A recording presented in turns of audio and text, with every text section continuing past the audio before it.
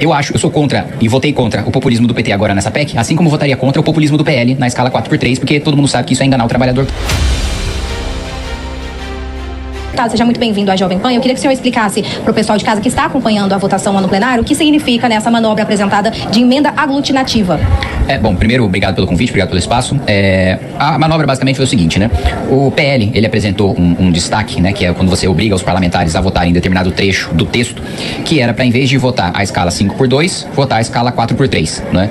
E, portanto, todos os deputados seriam obrigados a, nominalmente, colocar sua digital e dizer se eram a favor ou contra a escala 4x3 proposta pelo PL. O PL queria constranger o PT, porque o PT fez o acordo pela 5x2, tem o discurso de que se tem menos dias trabalhados, a economia está madura o suficiente para que o trabalhador trabalhe menos e receba a mesma coisa, mas todos os deputados da base do governo Lula não queriam votar 4x3, entendendo que isso quebraria a economia, entendendo que isso traria um prejuízo até para o próprio governo Lula, que daria sinais muito ruins, mas não tinham coragem de colocar sua digital para falar que eram contra a escala 4x3, mesmo porque esse foi o discurso do PSOL, da deputada Erika Hilton, autora da PEC, durante todo esse período, e ficaria muito feio para ela própria e para a base do governo Lula votar contra. Então eles pediram para o presidente Hugo Mota fazer uma manobra regimental, que na realidade eles fizeram entre aspas, formalmente, né, do ponto de vista da lei, eles fizeram um novo texto. Só que esse texto não tem nada de novo, era exatamente o texto antigo, eles só formularam como um novo texto, porque quando você faz o que a gente chama aqui de emenda aglutinativa, você junta diversos textos, e quando você junta, os textos que você juntou deixam de existir. E, portanto, o texto que o PL destacou para obrigar todo o plenário a votar da escala 4x3 deixou de existir, então por isso não poderia mais ser votado. Então, basicamente, é o seguinte, digamos assim, foi uma interpretação que não é aquilo que está exatamente escrito no regimento, que não é cumprir o processo legislativo, mas que o presidente Hugo Mota fez essa manobra para preservar o governo Lula de ter que votar contra a escala 4x3 e de manter a vitória do governo Lula de aprovar essa PEC. Tiago, tem alguma pergunta para o deputado aí do estúdio? A Denise tem, vou passar para a Denise. Diga, Denise. Deputado, boa noite. Eu queria falar, o senhor está falando exatamente dessa manobra que teria sido feita para que o PT saia vitorioso do eventual aprovação da PEC, mas na verdade houve uma manobra inicial do PL exatamente para constranger o PT. Houve toda uma negociação em que Erika Hilton e também Reginaldo Lopes abriram mão da proposta que era de uma redução ainda maior da jornada de trabalho. Então aí tem um jogo de empurra também para ver quem sai melhor na fita, não é? É isso, só que a diferença, e veja, eu sou contra e votei contra o populismo do PT agora nessa PEC, assim como votaria contra o populismo do PL na escala 4x3, porque todo mundo sabe que isso é enganar o trabalhador na prática não vai trabalhar menos porque tem um texto na Constituição sem que a gente dê as condições econômicas para que isso de fato aconteça na ponta. Mas o que o PL fez não foi uma manobra, porque é direito regimental do PL ter feito. E não é direito regimental nem do PT, nem do presidente Hugo Mota impedir que uma votação aconteça e que o plenário manifeste a sua vontade. Que foi, essa é a manobra da emenda aglutinativa, que na realidade já foi utilizada anteriormente lá na PEC da blindagem. Na PEC da blindagem, a gente tinha aprovado que o texto de uma proposta de emenda à Constituição precisa ser aprovado em 2 turnos. Nós modificamos um trecho que era o voto secreto dos parlamentares para se blindarem, né? Só que sem aquele trecho não interessava mais votar a PEC. Aí eles inventaram essa manobra da emenda aglutinativa para votar, mesmo que um texto tivesse sido aprovado num turno e outro texto tivesse sido aprovado no outro, aquela votação valesse, quando obviamente é uma votação nula, porque o mesmo texto precisa ser aprovado 2 vezes. A mesma coisa eles fizeram aqui para impedir que houvesse o direito ao destaque de preferência, que na prática faria com que os deputados colocassem a digital sim ou não na escala 4x3. Então, apesar de eu discordar do mérito, tanto de uma como de outra, regimentalmente, legalmente, o PL tinha o direito de fazer esse destaque de preferência e o presidente Hugo Mota não tinha o direito de prejudicar o destaque por causa de uma emenda aglutinativa. Tiago. E perguntar para o senhor o seguinte, o senhor já admitiu, já vem falando algumas vezes aí que a PEC vai passar aí na Câmara. Como é que o senhor imagina que vai ser a discussão no Senado? Muito se fala sobre como que o presidente Davi Alcolumbre vai tratar esse assunto. É uma pauta popular, isso não tem dúvida, ainda mais em ano eleitoral. O senhor acha que haverá dificuldade de seguir no Senado, haverá modificações? O que o senhor prevê em relação a isso?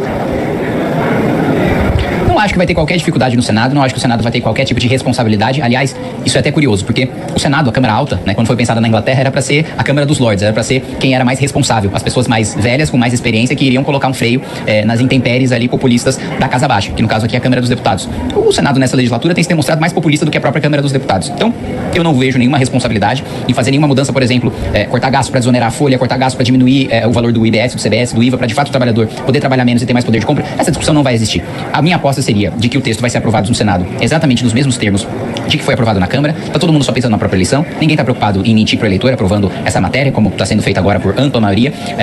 Isso acho que é sintomático você olhar agora pro painel de orientação da Câmara dos Deputados e você vê PT e PL orientando sim, né? PSOL orientando sim, oposição orientando sim, maioria orientando sim, minoria orientando sim, governo orientando sim. Então governo e oposição, né, estão juntos nessa investida aí populista, porque pouquíssimos têm coragem de ter um posicionamento. E aqui eu digo pouquíssimos têm coragem, porque não é como se a maioria do parlamento acreditasse que isso de fato fosse mudar a vida trabalhador. Você conversa nos bastidores aqui, eu converso com os meus colegas, obviamente, a maioria admite que isso não vai mudar nada, né? Que isso é populista, que isso é irresponsável. Mas a maioria não tem coragem de expressar esse posicionamento publicamente. Nem membros do governo, nem membros da oposição, com raríssimas exceções. Então eu não acho que vai ter nenhuma dificuldade no Senado.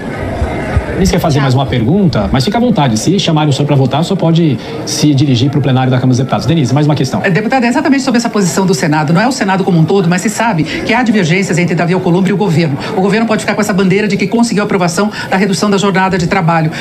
Não poderia haver uma protelação da votação, da tramitação da matéria no Senado, porque a gente percebeu aí nas últimas semanas uma pressa de Hugo Mota de levar adiante essa discussão. De início, se imaginava até que ele não conseguiria. E hoje chegou o dia da votação. No Senado, o tratamento não pode ser diferente por causa disso? Não acho. Primeiro que a pressa do Hugo Mota não foi pressa para atender o governo. Pelo contrário, foi a pressa para que não fosse o projeto do governo o aprovado e fosse a PEC que já tramitava na casa, porque o governo mandou um projeto com urgência constitucional que já trancaria a nossa pauta na semana que vem, então a gente não conseguiria votar nada que não fosse o projeto do governo se a gente não votasse a PEC nesta semana. Então a ideia... E assim, eu acho que é uma estratégia de quem não entende muito de opinião pública ou de comunicação, porque se alguém acha que a população, né, vai enxergar a aprovação dessa matéria como um mérito do deputado Hugo Mota ou do Congresso, em vez de achar que é um mérito do presidente da República, é muita ingenuidade. Não interessa qual que é o processo legislativo, não interessa qual que é o rito, interessa quem tem o maior canhão de comunicação, que é o presidente Lula. Não é nem o presidente Davi, nem o presidente Hugo Mota. Então, primeiro, foi uma tentativa, né, de tirar protagonismo do governo, a meu ver, absolutamente fracassada.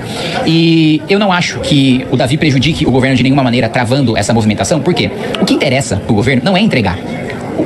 O que interessa de entrega é quando isso vai gerar um efeito na prática, né? Então, por exemplo, quando teve a isenção do imposto de renda, isso de fato traria um efeito de curto prazo muito perceptível, muito visível para o cidadão.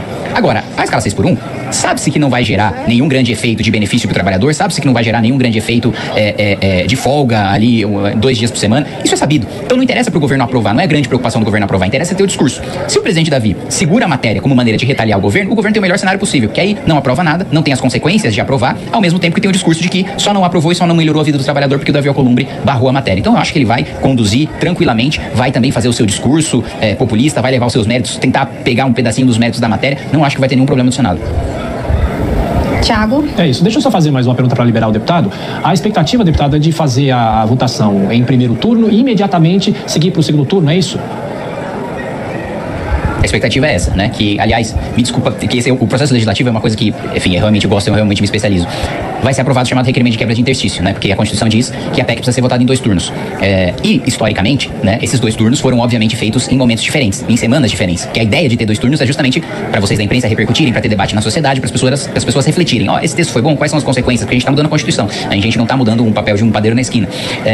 Mas aí, há algum tempo, o Congresso inventou o requerimento de quebra de interstício, que é basicamente falar, o interstício, o intervalo de tempo entre um turno e o outro, pode ser quebrado e o parlamento pode votar a mudança na Constituição numa mesma noite, né? Inclusive, quando isso foi julgado pelo Supremo, o próprio relator do caso sobre a constitucionalidade desse requerimento ironizou o Congresso. Ele disse, olha, vocês na realidade estão votando num único turno, reticências, o da noite, né? E é verdade, você acabar com os 2 turnos, você ter esse requerimento. Mas enfim, isso é matéria vencida. Todas as vezes que eu questionei isso daqui, isso foi tratorado, como vai ser hoje. Então vai ter o requerimento de quebra de interstício, que vai ser votado logo depois da aprovação em primeiro turno, que deve acontecer em poucos minutos.